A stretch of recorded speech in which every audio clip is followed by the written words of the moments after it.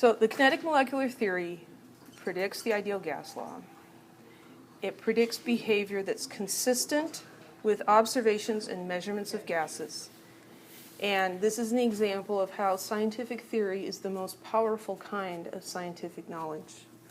This theory agrees with what we see experimentally, and it helps us understand. It's just awesome, kinetic molecular theory and the ideal gas law.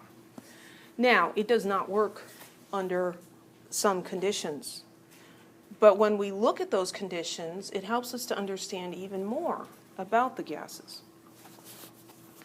So the average kinetic energy of gas molecules depends on the mass of the particle and the average velocity.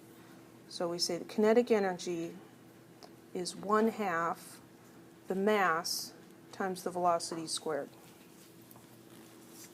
If you have gas particles with different masses, the only way for them to have the same kinetic energy is for them to have different velocities.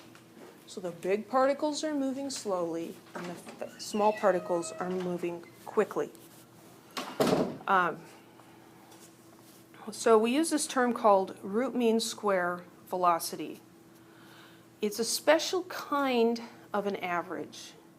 It's close in value to the average velocity, which would be 1/2 the Avogadro's. Is that what NA is? Avogadro's number? Gosh, I'm losing it. Yeah, I think so. You're following along in the book. What's N? Yeah, it's Avogadro's number. Times the mass, times this root mean square velocity. So that's the average kinetic energy. If you have a gas mixture at a given temperature, that means that the lighter particles are moving faster on average than the heavier ones. And you can calculate their root mean square velocity from their molar mass. Now this funky, curvy capital M thing, this is molar mass in kilograms per mole. Why did they do that to us? Because the units work out then. And now we're using R with a different set of units. This is 8. No, I just learned the other one. I will give you this one if you need it, but you have to remember to use it. This is using more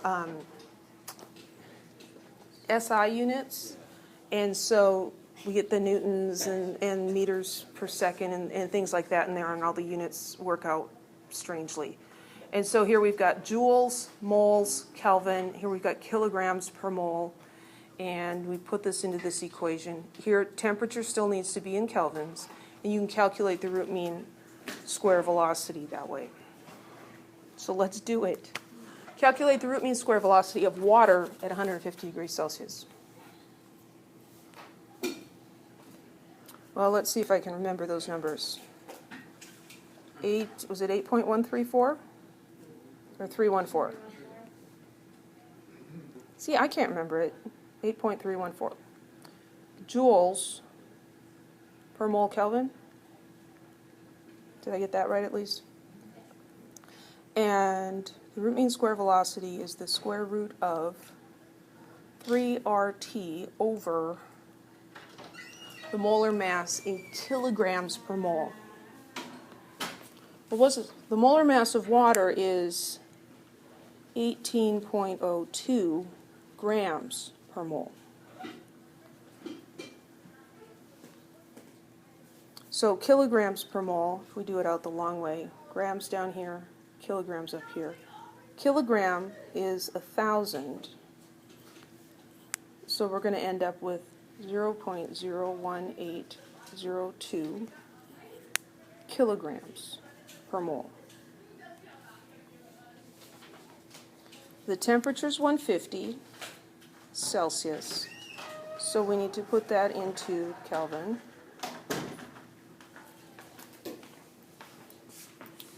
To 273.15 plus 150, 423.15 Kelvin.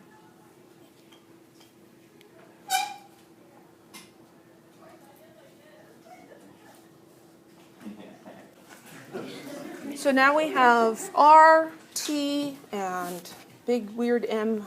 I'm sure he's got some fancy name. Is 18.02 the more basketball? Yes. I did a shortcut there. I just happened to remember it. 3 times 8.31, see, 314 joules per mole Kelvin times the temperature in Kelvin. Those Kelvins cancel out. Over 0.01802 kilograms per mole, and the moles cancel out, in the square root of the whole mess. 3 times 8.314 times 423.15 equals, divided by 0.01802 equals, square root button, and this is 765. Let's see, we have an ambiguous 0 on our Celsius. Let's make it unambiguous and put a dot there. 3 sig figs then. 765, what are the units?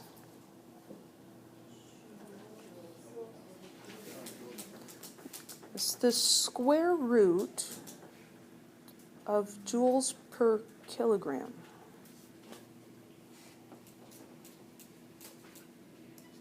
Right? Is that what that works out to be? A joule, hang on. Let me borrow your book again. I'm pretty sure it tells us in here. There's a kilogram meter squared per second squared thing. Yeah.